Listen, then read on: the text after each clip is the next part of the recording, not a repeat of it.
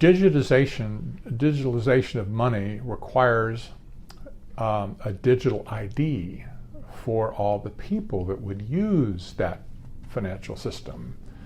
And this is part of the big rub with this whole thing. A digital ID, a digital identity, doesn't simply mean that you have now some kind of a new, like a driver's license, with a chip in it. That's not what this is talking about.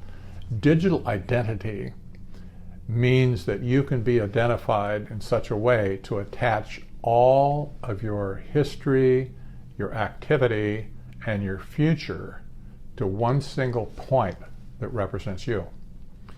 Digital identity means total loss of privacy, total revealing of every conceivable activity that you could be involved with, all tied to one identity, so that wherever you move in the world, you can be known, and that additional transaction history of your travels will be recorded. A lot of people talk about how great Bitcoin is, for instance, but in the case of Bitcoin, you have a blockchain technology that underpins Bitcoin and puts all of the transactions into what they call a blockchain, where there is no transparency either. It just happens to be distributed, but where there's no one central place it's stored, but you can still look into anybody's blockchain and see exactly who did what, when, where, how, etc. The central banks are intending to create a digital currency that will use blockchain to collect with all of the pieces of information in it, but it will be flashed back to a central computer at the central bank, and it will be stored under your digital identity. That will be able to be analyzed using artificial intelligence software, where they can predict your behavior, and if they don't like the behavior that's predicted, they can modify your behavior before you commit that behavior that's unwanted. This is the essence of scientific dictatorship in the end. Whoever controls the data controls the object of the data. In other words, where it was collected from. So if the central banks are able to collect all of the financial data plus all of the other transactional data, so say you buy a house, for instance.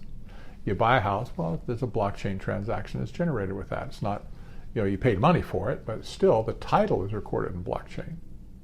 That can also be flashed back to your digital identity. So all the parties are known, they're in the computer now, and can be analyzed. Wherever you might go, wherever you might show up, whatever you did on social media, tags where you are, or who you're with, or whatever. All of that information can be transmitted back to be attached to, in blockchain form, attached to your digital identity. So we say that wherever the data is collected from, whoever has that data in their hands will control the source of the data. That means the people from whom it comes. They're intending to do this to the whole planet. The whole planet. It's inconceivable that it's this big.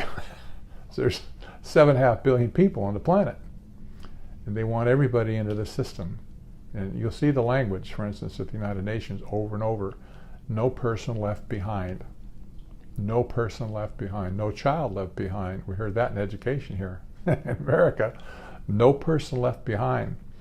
It must be an inclusive system, they say. Well, what that really means is, if you're not in it, we will help you along the way to make sure you get at it one way or another, right? So this is why that we're being driven right now towards this digital system.